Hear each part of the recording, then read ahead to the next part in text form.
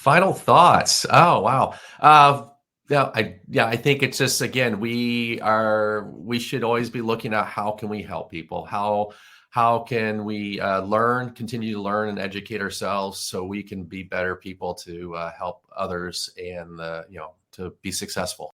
Welcome to Inspired Choice today. I'm your host, Caroline Biesalski, here to bring you authentic stories, surprising lessons, and powerful takeaways to fuel your journey in business and life. In each episode, I'll take you from one inspiring guest to the next, blending their experiences with my expertise to uncover practical strategies you can use right away. Whether you're starting out or stepping up, stay tuned for insights and actionable tips that make a difference. And stick around until the end for a special freebie just for our listeners. Hello and welcome, Inspired Podcast community. This is your new episode. My name is Caroline and my today's guest is Mike Straza. And I'm so happy that you are here and you said yes to our interview. How are you doing? Doing well. Thanks for inviting me to this time. To this time. The time in your life or the time we met at Podmatch, and I love this platform, and I would love to introduce you to the audience, of course. Yes. Okay, let's do this. You are a seasoned business advisor with decades of experience helping companies scale and achieve sustainable growth. With expertise in providing COO and CFO level insights, you work closely with CEOs and business leaders across the country to identify pathways to increase profitability and operational efficiency. Your strategic guidance has helped numerous businesses unlock their full potential and navigate complex growth challenges. Welcome to the Inspired Podcast, Mike Straza. Wow, it's amazing to have you here to talk about your expertise. And my first question is, with your extensive experience advising CEOs and business leaders, what are some common obstacles you see businesses face when trying to scale, and how do you help them overcome these challenges? Yeah, a lot of the challenges when businesses are trying to scale or to grow as a corporation, as a small company, large company, it's usually the common thing is you have resources. So let's say you have employees, you're bringing in a certain revenue number. And as you're growing and scaling, what happens is that you could go from, let's say, $5 million of revenue, and then you're going to 10, and you realize I'm making more money, but I'm spending more money. So then all of a sudden you're thinking, oh, what's great, we've grown, we doubled our company. Well, actually you've doubled, but also you doubled the amount of expenses. So what I have to navigate and help companies look at streamlining processes and seeing they might have to get to 12 to 15 million in order to see the same profit or same margins as they did before when they were at 5 million. So there's been times where I've had to have conversations like, do you like where you're at? Or would you rather go back a little bit and be a smaller company and just stay in a certain spot? Or you're going to go through some growing pains, and we're going to have to figure out how to get you to the next level in order to enjoy the success that you're having. Oh, I love that. And I think some of the companies give up on that, or they don't have an advisor, so they don't know how to do this. And I understood maybe for the first time, I don't know, when you explained about scaling, because it doesn't mean scaling normally is you keep the expenses low, let's say, and because this is the scaling effect. This is otherwise it doesn't make sense to do this at all. When you have the same amount of expenses as revenue, or you said even more. So you help companies to optimize this.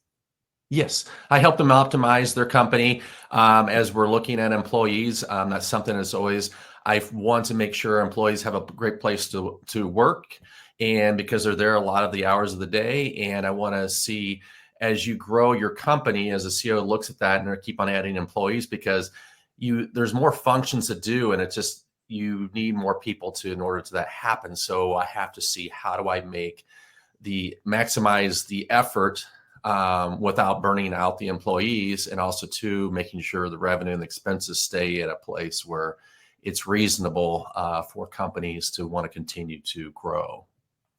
Yes, I love that. And it's so clear you have to hire the right people. Yes, having the right people is very important, and that's all the way up in the C-level, C-suite, as they call it, CEO, CFO, all the different areas, and from all levels of employment, you have to have the right people, because you can have a great idea, or you're really excited about working for this company and passionate about it, but if you don't have the tools or the knowledge or expertise, it's very hard to help as much as possible. So that's where I come in too, is help find those things that maybe they're lacking in their skill set, and help them either education or other things. I try to help increase that ability to be part of the group.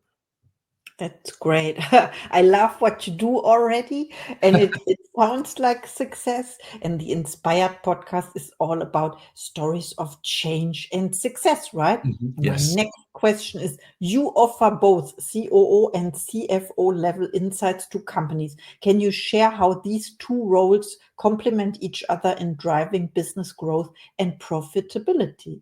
Yes. So over the years, I've been doing, like you said, decades of working for companies, started my own companies, sold them. So I've had very different levels of experience in being in a company, from small to very large.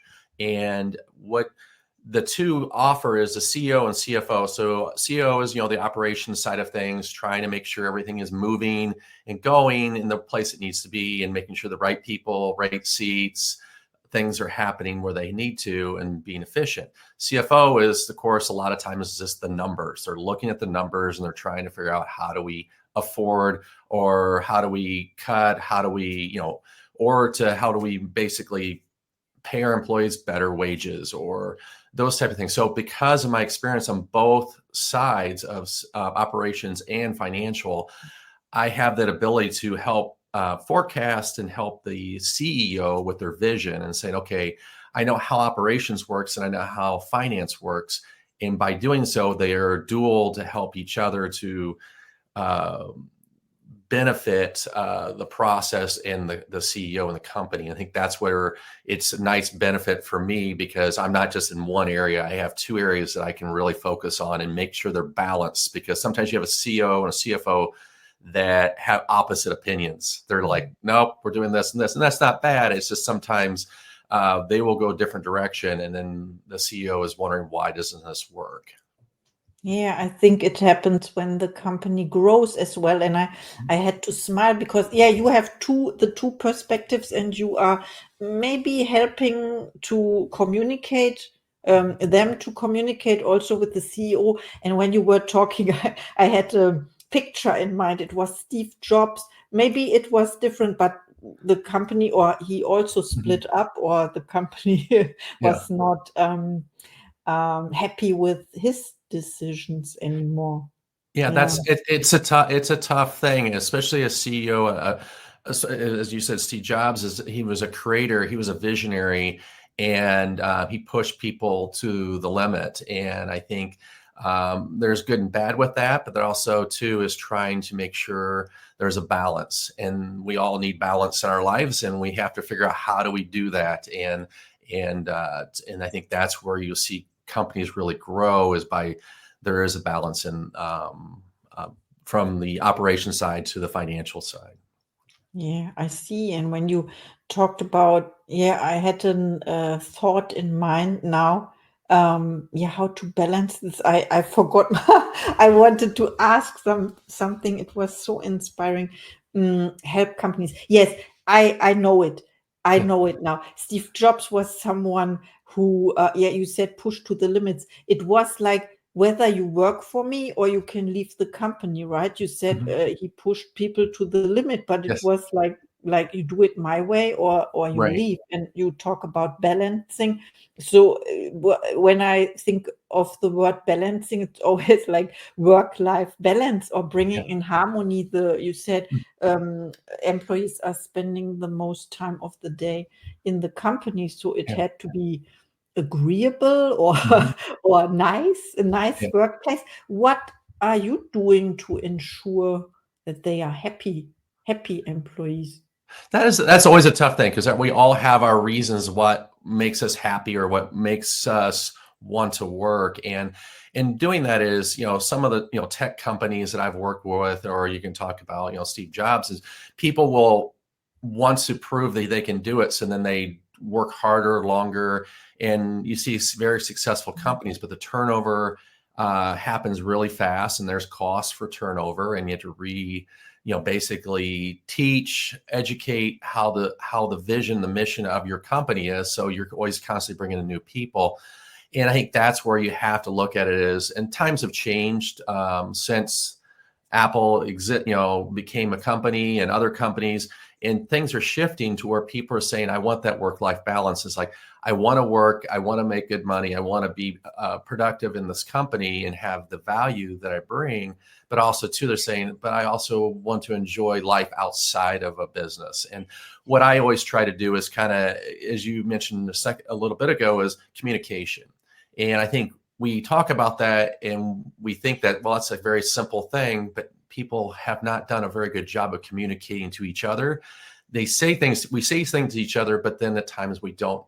We think we know, we communicate what we're trying to say, and we're like, that did not connect. And I have that in conversations with people even recently where we're talking and they're very upset with each other, both sides. And it's like, you're both are kind of saying the same thing, but it's different. I see how your interpretation is. So you have to sit there and you walk through it and they're like, oh, okay. So then it's better. But at first they're just thinking each of them are against each other. And I think that's where at times that little bit of what I do outside of, the operation side is trying to coach the leaders and also coach the employees on communicating better and trying to explain what they're wanting or needing and making sure that is communicated through the whole organization. Oh, thank you for sharing. And I also love that you use the word coaching. So you Yeah. coach people. I see the word consulting in your background. This Yes. is your company, your purpose. And when you think about coaching, do you have coaches and mentors for yourself? And who was the best coach you ever had? That is a good question. Over the years, I've had people that in my life that have been inspirational, and it just through business, I was a runner in college and high school, and I had coaches that were inspirational. They were about athletics, but also they're about people and how to inspire people to be better than they are, but also to having that in balance. So those are kind of the people over the years have been inspirational and helpful to me, and in looking at that and in watching and seeing how other people coach or just mentor people. And I that's one of the things I really enjoy doing outside of my day-to-day business. I will also mentor other people, younger people, as they're looking to get into business or start their own company. I really feel, or just trying to figure out what they want to do with their life. I try to sit down and have those conversations, and knowing that if I can help in any way, that's what I want to do. Oh, I love that. So you help people, young people especially, to find their purpose in life. Yeah, I try. It's like I always kind of as my fractional CFO CEO, you learn from your failures, which is not a bad thing. But also too, as you're learning, for me, I want to be able to instill and pass those on to people for whatever they want to do with it. And if it's the right time or not for them, but I want to be able to say, hey, here's some things that I have experienced. Doesn't mean you'll experience the same way, but just giving you some guidance of saying, these things happen, you're gonna fail, and that's okay. It's just a matter of what you do after that failure and to how do you, go forward. And that's where I always look at it, is you always move forward, and no matter what. Oh, I love that. Always move forward. Yes, I know this quote from someone. it is like assess your assets and move forward. And I love that because you have always the right tools or people in your life that you need in this moment to reach your next goal. And I wanted to add also that a mentor and coach or consultant saves you time. So choose wisely. This is what, because they've been through the whatever it is, face obstacles or times in their life Yes. when you are now in, and then people like you, Mike, can help you. I try to talk to the audience now. So thank you so much for sharing. And you mentioned purpose in life. Do you set goals for yourself or intentions? And what is one of your next projects?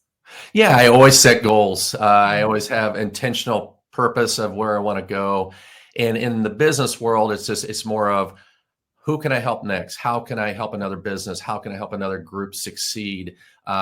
Because a lot of the companies I work with have had troubles, and that's why they're coming to me at times. And so I always want to say, well, who can I help next? And I've helped. I've worked with nonprofits. I work for-profit companies. And it's just more of like listening to what their mission and vision is. And it's like every year how many more people can I help? How many more organizations can I help? And I think that's kind of my goal, is to what can I do? We're only here for a short amount of time of our life, and we have no idea what that is.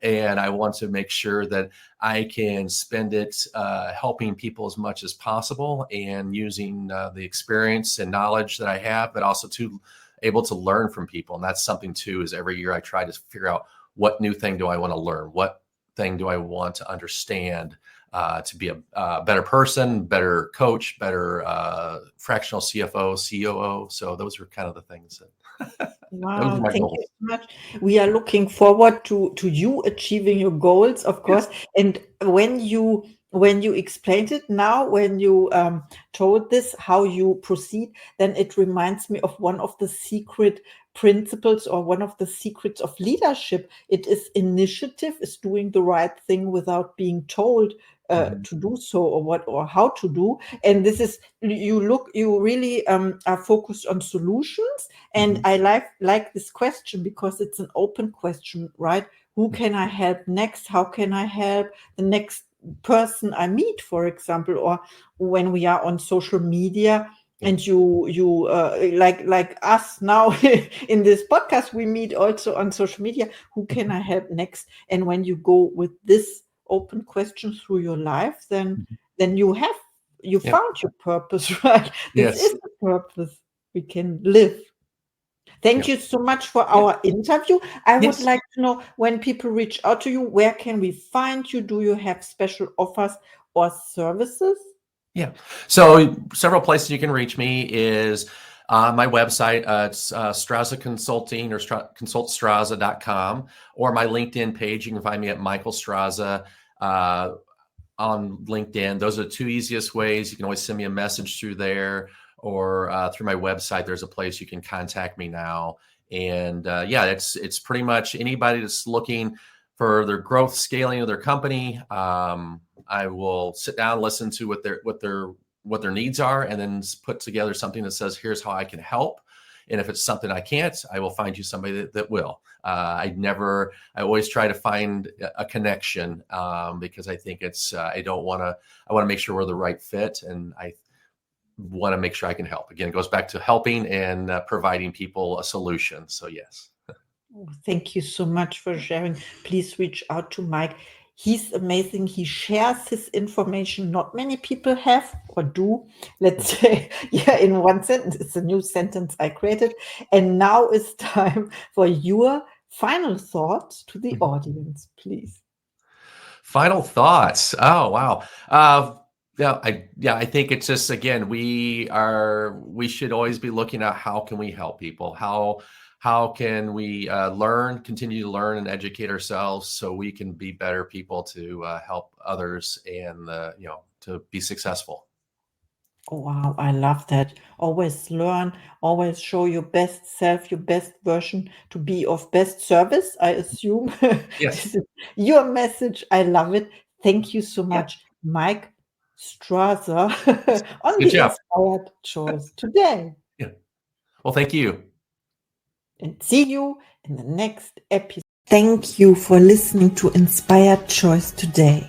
I'm thrilled to have you on this journey of growth and transformation. Don't forget to hit follow or subscribe to stay connected and never miss an episode. And here's something special. Grab your free 20-minute breakthrough session with me. It's designed to help you kickstart or level up your business. Just check out the show notes for more. Until next time, keep making those inspired choices. See you in the next episode.